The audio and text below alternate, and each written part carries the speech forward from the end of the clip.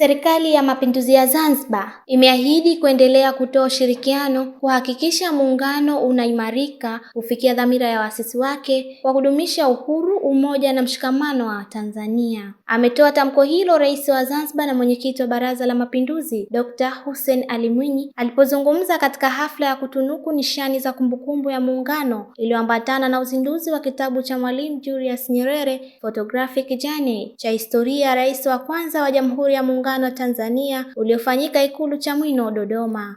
Napenda kuahidi kuwa Serikali ya Mapinduzi ya Zanzibar itaendelea kutoa ushirikiano na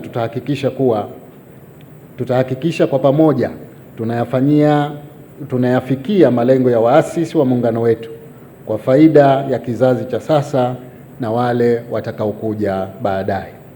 Natumia fursa hii kutoa shukrani na pongezi kwa watu wote walioshiriki katika kufanikisha kuandaa kitabu hiki muhimu kwa historia ya taifa letu. Uzinduzi wa kitabu hiki ni kutambua na kuthamini mchango muhimu wa baba wa taifa Mwalimu Julius Kambarage Nyerere katika kuasisi muungano wa Tanzania ambao ni msingi mkuu wa umoja, amani na maendeleo ya Watanzania. Napenda kutoa pongezi kwako Mheshimiwa Rais pamoja na kwa viongozi wote waliotangulia kwa jitihada zenu za kuhakikisha dhamira njema ya waasisi wa taifa letu hayati Mwalimu Julius Kambarage Nyerere na hayati Mzee Abeid Amani Karume ya kuasisi muungano wetu zinaendelea kudumishwa. Aidha, amesema kitabu hicho kitawasaidia Watanzania waliozaliwa baada ya muungano kujifunza na kumtambua muasisi huyo wa muungano na faida ya muungano huo tangu kuasisiwa kwake miaka 61 iliyopita. Napenda kutoa wito kwa Watanzania wenzangu kuhakikisha tunadumisha na kuilinda tunu hii ya muungano wa Tanzania, kwani ni kielelezo pekee cha muungano uliofanikiwa katika mataifa ya Afrika.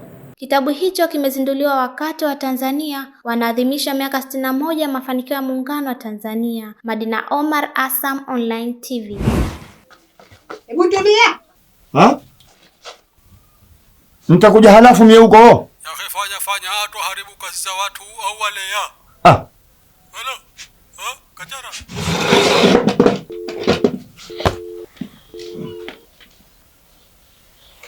Mume wangu, nataka tuzungumze kuhusu familia yetu. Kama unavyoona, tumetumia njia za uzazi wa mpango wa kikwetu, lakini hatujafanikiwa. Na bado watoto wanakuwa wengi. Mkweli mke wangu. Maana hata mimi mwenyewe majukumu yangu nashindwa kuyahimili. Humu ndani muna mambo yanitaka, huko nje kuna riziki nayo atakatafutwa. Tunahitaji kufikiria mustakabali wa afya bora kwa ajili yangu na hawa watoto. Na hilo halitowezekana ikiwa kila siku mwangu twazaa. Mimi naona kuna haja ya kwenda kituo cha afya tuwapate ushauri wa daktari kuhusu uzazi wa mpango wa kisasa. Au waseme.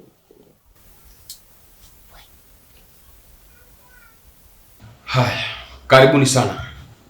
Leo tutazungumzia uzazi wa mpango na njia bora za kupanga familia. Dokta, siku zote nilikuwa nikijiuliza kuhusu njia bora za uzazi wa mpango, lakini naona tunahitaji mabadiliko. Hata mimi nilikuwa najiuliza sana kuhusu hizi njia za uzazi wa mpango. Kwetu si zina usalama, hazina madhara. Mtu asije kuja kesho kwa buko usoni. Njia za uzazi wa mpango ni salama na zimetumika kwa muda mrefu. Kuna vidonge, sindano na hata mbinu za kudumu. Leo tutazungumzia zaidi kuhusu kila njia ili mfanye maamuzi huru na sahihi. Kila mtu anao haki ya kufanya maamuzi bora kwa afya yao na familia zao. Pia uzazi wa mpango ni ngao ya kumsaidia mama kuwa na afya bora na watoto kwa ujumla. Kwa mfano, huyu akipangilia uzazi, tayari kwanza atapata muda wa kupumzika, afya bora itapatikana na watoto watakuwa kwa ustadi. Daktari, sasa sisi tunafurahi.